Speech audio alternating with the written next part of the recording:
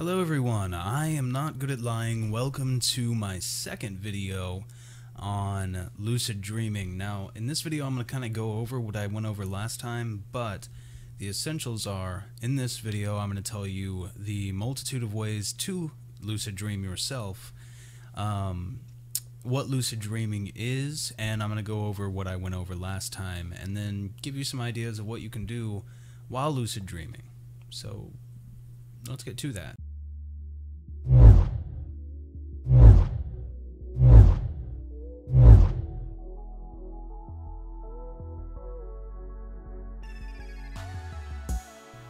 Alright, so let's start off explaining what a lucid dream is. So essentially what you're doing is, because a dream can be influenced by your thoughts, you are, well, at least your conscious thoughts whenever you're dreaming. Whenever you're in a dream, if you were to think of a basketball, just a generic basketball, then somewhere in your dream a basketball would be there. A basketball would just exist because you were thinking about it. A dream is essentially a hallucination based on your thoughts, based on what you're thinking at the moment, and your thoughts are scattered because you're not conscious, so you're thinking about a whole bunch of different things that you don't even realize you're thinking about. So the dream puts all of these things in different places that you're thinking about in random order, which can sometimes result in nightmares and things like that. But what a lucid dream is, or inside of a lucid dream, you are essentially waking up, so you have the ability to regain the power to control your own thoughts.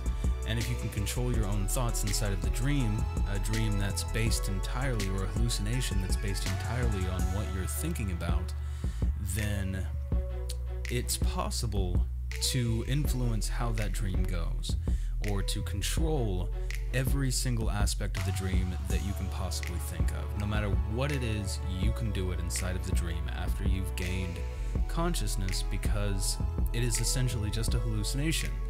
It is just a fictional place that you've created that you can see and you can interact with, that where anything is possible, anything at all. You can fly, you can... lots of stuff. So that sounds pretty cool, right? You can do anything that you want to do in your own space for a limited amount of time. Doesn't matter what it is, it doesn't matter how unbelievable it could possibly be, you can do it. That sounds amazing, right? So let's get into how we actually do this magical thing that I'm talking about. So yes, I know, this has actually been discussed on YouTube by a number of different people, and they all normally say about the same thing. Basically, you write a dream diary, you do things that you really wouldn't be able to do in real life, multiple times a day until you train yourself to do it. That's actually called a mnemonic-induced lucid dream. It's when you train yourself constantly on a 30-minute timer or maybe 10-minute timer to do something and then to expect something insane to happen. This was actually what my last video was about.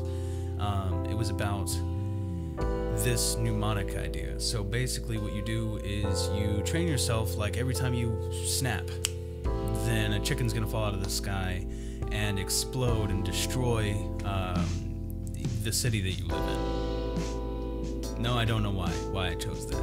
I just did. But essentially that's what you do. You train yourself every 30 minutes. You know, chicken's gonna fall out of the sky, chicken's gonna fall out of the sky, chicken's gonna fall out of the sky, everybody's gonna die. And once you've trained yourself to do that enough times, you can actually get into a lucid dream, because inside of a dream, you will have trained your muscle memory, you will have trained your reactions to snap after what you presume to be is 30 minutes inside of the dream, and then you'll expect a chicken to fall down out of the sky and blow up the city. But in a dream, whenever you do this, because you will do it after you've trained long enough for doing that, in a dream, whenever you snap, a chicken will fall out of the sky, it will hit the ground, and it will kill thousands of people. So the most interesting of these different ways to enter a lucid dream is the filed, or the finger-induced lucid dream. It's basically whenever you lay down to go to bed at night, whenever you're laying down, you're going to sleep, you're snoring even, maybe, it depends really on, you know, you, but whenever you're laying there trying to get to sleep, whenever you feel yourself starting to slip into unconsciousness, you start wiggling your ring finger and your middle finger, or your index finger and your thumb, any of those. And whenever you get into the dream, supposedly, I've only gotten this to work for me one time, but supposedly whenever you actually get into the dream, you will still be wiggling those fingers, and you have about a 45% chance of realizing that you're in a dream because of that. Now, it's not nearly as accurate as seeing a chicken fall out of the sky, kill millions of people, blood going everywhere, explosions, fire, light, but it does have the effect of getting you into a lucid dream without you having to go through all of that hefty process of writing constantly as soon as you wake up in the morning, which is hard for a lot of people, and I understand that. I actually have a dream journal back there that I just couldn't get into because whenever I wake up, I need about 20 minutes before my brain's functional at all. And even according to an app, I don't even deep sleep whenever I'm asleep. I don't think it's correct, but it seems to say I don't sleep very deep. So I mean, I do understand where the idea comes from, where you wouldn't want to write down. I understand that, I get that, I'm with you. So basically, that's one way that you can do that. You can do the FILD and then, or filed or finger-induced lucid dream, and you can get into a lucid dream that way without all that ridiculous amount of effort. But that's not the only way you can actually get into a lucid dream. There are hundreds of ways, some that I don't even know about, but I'm going to tell you about a couple more. This is going to be kind of a long video, so if you're interested, stick around. But if you're starting to lose interest, you're probably not going to like the end of this video because it's going to get a lot more detailed. So another way that you can lucid dream is called the NILD, or the Nap-induced lucid dream. And the way that this one works is basically you take a 5-hour nap, because it's assumed that once you've been sleeping for about 5 hours, that's about when your dreaming starts to kick in. So you take a nap for about 5 hours. You set an alarm that wakes you up exactly 5 hours after you went to sleep, or around 5 hours after you went to sleep. And then you wake up for 30 minutes. You wake up and you go to the bathroom, do the things that you regularly do. Wake up only a little. Don't let yourself wake up a whole bunch, because if you wake up too much, you won't be able to get back to sleep. Or whenever you try to go back to sleep, you won't enter the state that you need to enter. You need to get into the place, you need to be at that place where you can just roll over, go back to sleep, and know that you're about to re-enter your dream. This is why sometimes if you've had a really long day, you've laid down at the end of your day, it's been a long day, stressful, and you've laid down and you go to sleep, and then you wake up 2 hours later because you have work really early in the morning, something that's actually very prevalent in my life, then you don't dream at all. You don't even have a dream because you haven't reached that point. But whenever you have 8 hours of sleep, and you've already dreamed once, you've already been inside of a dream, and then you wake up and you realize, hey, I don't have work in the morning. It's kind of nice. Then you can immediately roll over, go immediately back to sleep, and enter a dream. It doesn't need to be a lucid dream, but you will immediately enter a dream.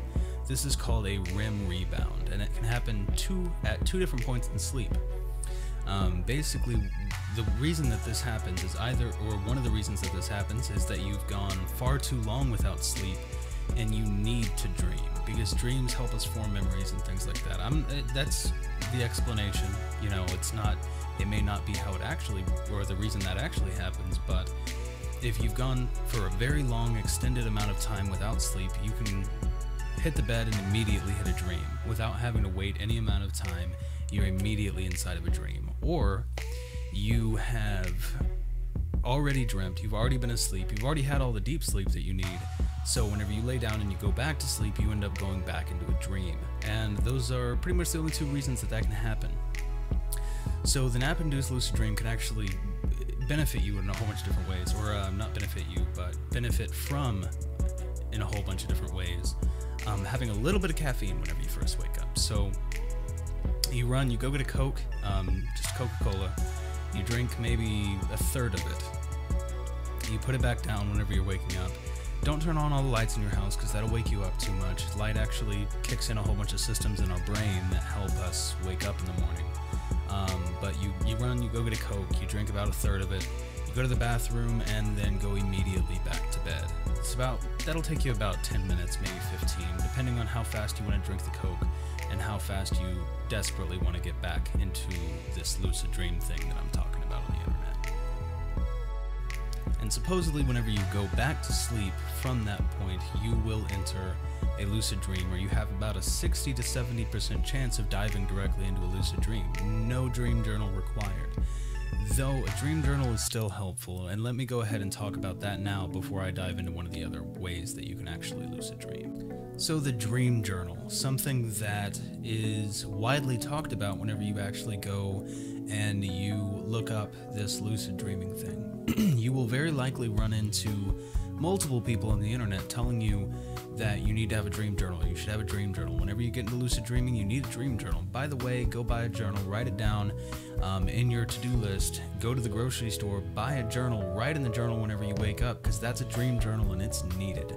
And the reason for that, the reason that they think it's needed, or the reason that it's thought that it's needed, and it is needed for one very important aspect of lucid dreaming, and that is dream recall. Basically, you know, whenever you wake up in the morning and you feel like you haven't dreamt, but you've slept 8 hours, well, those people that tell you, even if you're not one of these kind of people, those people that tell you that they don't dream, or that unless they have a very, very, very extremely rare condition, the people that tell you that they don't dream really have no sense of dream recall. Basically, their brain, whenever your brain tries to record a dream as a memory, it doesn't. It just throws it out the window. It doesn't even put it in your memories at all, so you don't remember that you dreamt. If you get used to that over the extended course of your life, then whenever you go to dream, you will forget that you've dreamt. Or whenever you've slept, and you've slept 8 to 12 to 15 hours, and you think you haven't dreamt at all, you didn't even have a dream, that's because as soon as you woke up, your brain threw those memories in the garbage can, and you will never get them back until you start improving your dream recall. And the way that you start improving your dream recall is, you guessed it, a dream journal. Now, the way that a dream journal works, the way that you're supposed to use a dream journal is, whenever you buy a journal, go get one from the store. I'm telling you the exact same thing I just told you someone's going to tell you on the internet 5 seconds ago. But you go to the store, buy a journal, set it right beside your bed, because you need to do it within about 5 minutes of waking up. But as soon as you wake up in the morning, literally as soon as you wake up in the morning, there cannot be a delay there. You sit down, you sit up and you pull out your dream journal and you write down everything in detail that you can remember from that dream. And later on in the day, because it's actually some really cool stuff. I actually have a really cool recording on my channel whenever I had a much worse microphone, no camera, and was using Google Images for my backgrounds, of a dream that I had a long time ago that I thought was really cool. And that was there was still a delay between me making that video and me actually dreaming. So, you know, that didn't work out very well. I am going to start that back up though at some point, if you are interested in hearing about my dreams. But basically, you write down every detail that you can think of about the dream that you just had. And then whenever you go to bed, or right before you go to bed, you read about the dream that you had the night before. And this can actually help in a number of ways with miles, because it can actually help you re-enter a dream that you've already had, because you thought about the dream in advance before you went to sleep, and it was a dream. So the more times that you do this during the day, or the more times that you do this during your week or during your month, you will start to remember more and more and more about the dream. And the more you can remember, the more you can actually throw in your experience bank at the end of the day. The more that you can actually remember, the better your dream will seem to have been, and the better of a memory you'll have of the dream that you can look back on later in your life and think, man, I saw something really cool that day. So let's talk about one more thing, one more way to enter a lucid dream, and I'll unleash you on the internet to go find out anything that you want to know, because you've made it very far in this video to not care about lucid dreaming at all. But let me tell you about this one last thing. It's considered the holy grail of lucid dreaming, if you can obtain it, and I've only been able to do it one time, I think. So basically what ends up happening, this is called a wild, by the way, or a wake-induced lucid dream. Not needing to sleep before entering a dream, basically forcing yourself into a dream without having to go through the lengthy process of any of the things that I've talked about before. And there are some people who can actually do this without any kind of training at all. But the way this is done is through something called sleep paralysis. And if you can make it through that, because it's a horrifying thing, sleep paralysis can be very scary. But if you can make it through that, you enter a lucid dream immediately. But let's talk about what sleep paralysis is. So basically, whenever you're going to sleep, you know how you can never really remember going to sleep? You know you laid down, you know you got really tired, you know you felt really good, you felt really relaxed, but you never really remember actually the process of going to sleep. Well, that process is called, well, it's called two things. It's called trance and it's called sleep paralysis. Basically, you're entering trance. That's why you can't remember anything, because your brain stops storing memories for those moments. And you're also entering sleep paralysis, the defense mechanism that your body has to keep you from seeing a demon in your dream and then running and stabbing your sister because she was nearby and you thought she was a demon. So the way to, you have to kind of force yourself into sleep paralysis. And the reason that I said before that can be kind of scary, or that can be kind of horrifying, is because during sleep paralysis, you're hallucinating and you're in a very, very weird, uncomfortable, kind of creepy situation. And you're in that situation because you can't move, right? You feel like you're tied up, literally, and you can't feel yourself breathing. So it feels like something's kind of, you feel kind of a pressure on your chest. And this has resulted in one of the scariest things I've ever heard of, called the old hag syndrome, or old hag syndrome. And what it is, to put it in detail for you, and I don't want this to scare you away from lucid dreaming at all, but to put it in detail for you, whenever you enter sleep paralysis, it is common to see something on top of your chest because you're hallucinating at this point. Sleep paralysis, you're already half inside of a dream. So you're hallucinating, but you're not necessarily dreaming, so you're still in your room, you're still in your bed, but you're still seeing things you shouldn't be. So basically, you're laying there, you're in bed, and you open your eyes while in sleep paralysis, which you can do because you're technically hallucinating. Your eyes aren't actually opening at this point. You're inside of a dream. But you open your eyes and you see, you can't move, you can't breathe, but you see something sitting on your chest 2 inches from your face, staring dead at you. And because you're already creeped out, it is the most horrifying thing to you that can exist. Which means if you're horrified of spiders, this thing's got, 8 legs. It's a spider staring back at you and it's holding you down. It's some scary shit.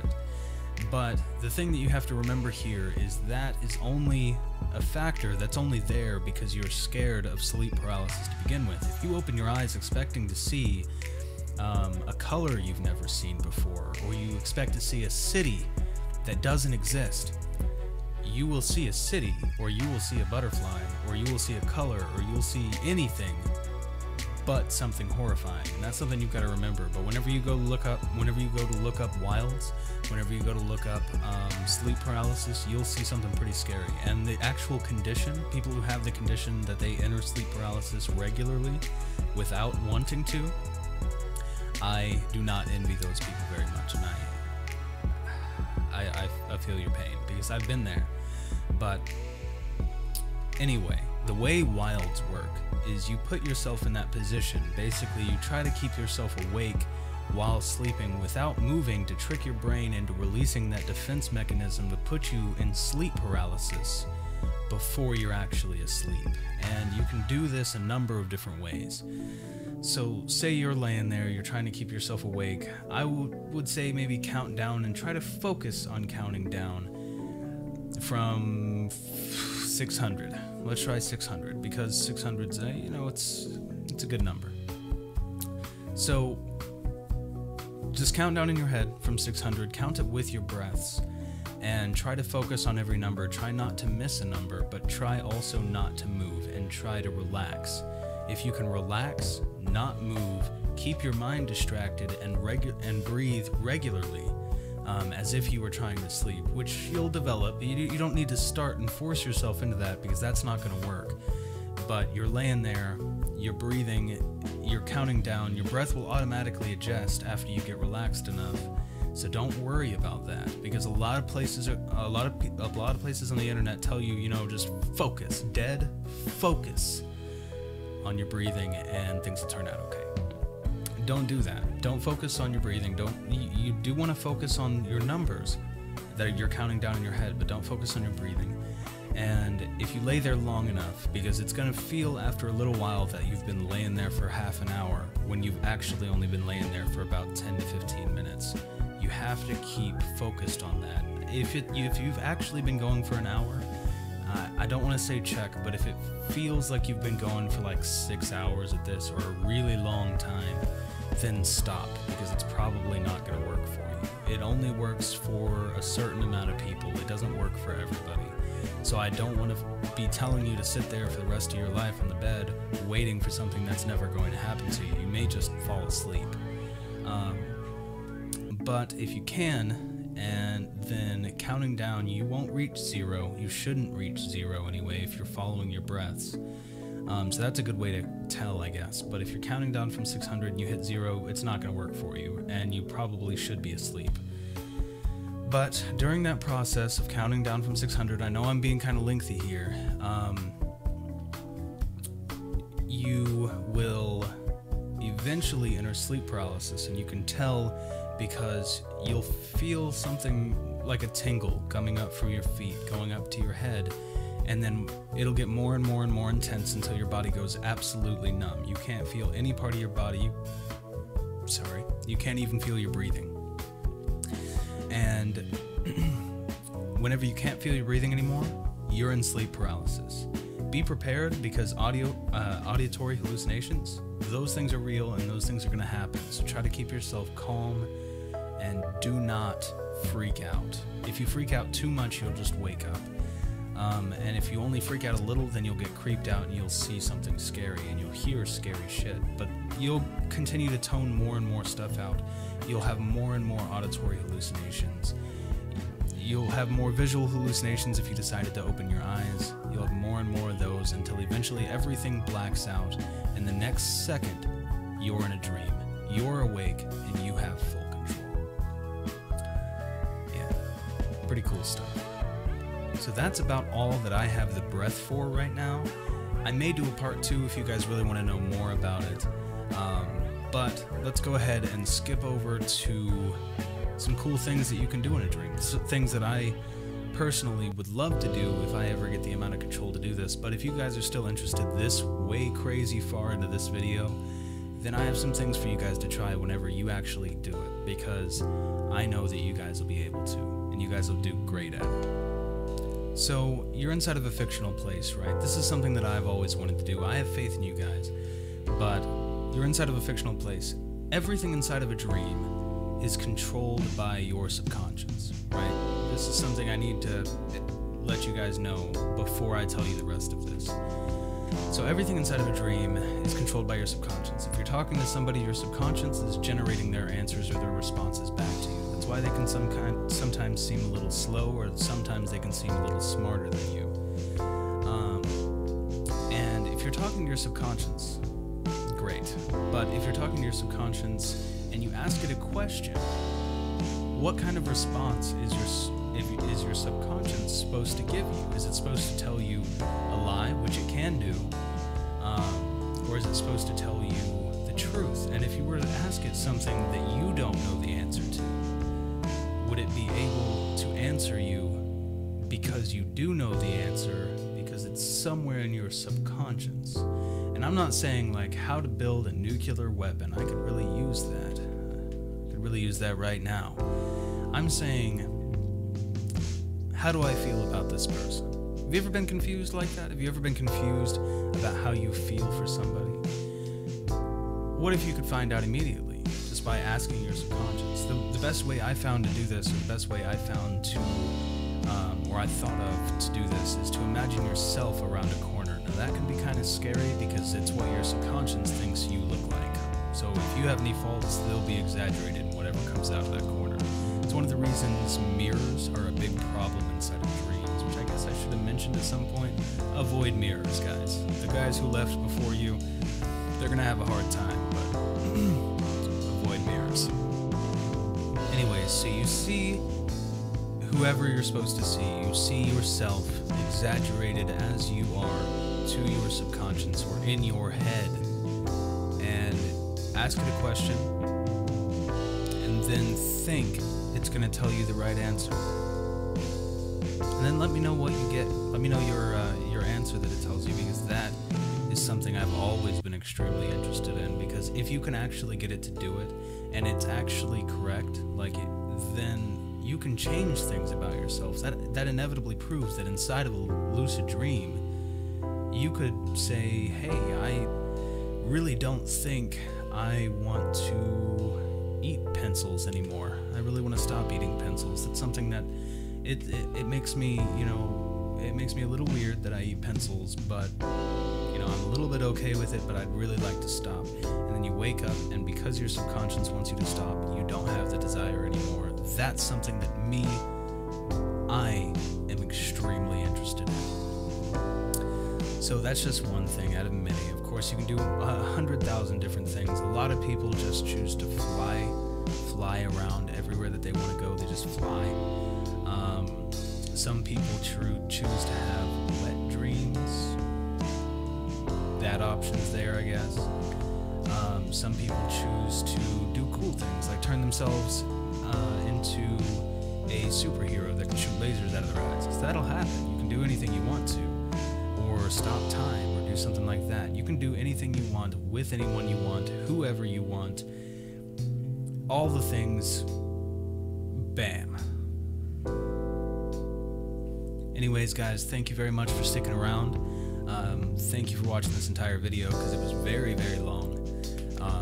And I hope you guys enjoyed it, because that is a lot of what I know. I can tell you so many different things. I could ramble for a lot longer than this, but this video still got to render, and that 3-minute video that I rendered earlier, that took me an hour and a half. So we're going to see how long this is going to take. If there's going to be a part 2 where I just sit here and ramble to you guys, if you guys want me to, let me know if any of this worked for you. If any of these lucid dreaming tips have helped you guys out at all.